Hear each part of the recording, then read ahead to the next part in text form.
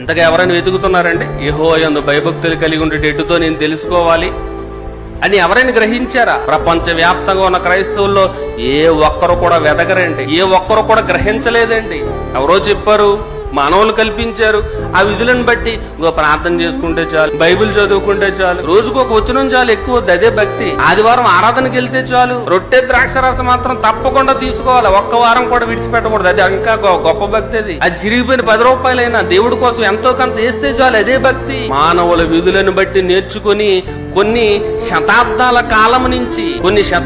కాలం నుంచి ఇదే జరుగుతుంది క్రైస్తవ్యంలో.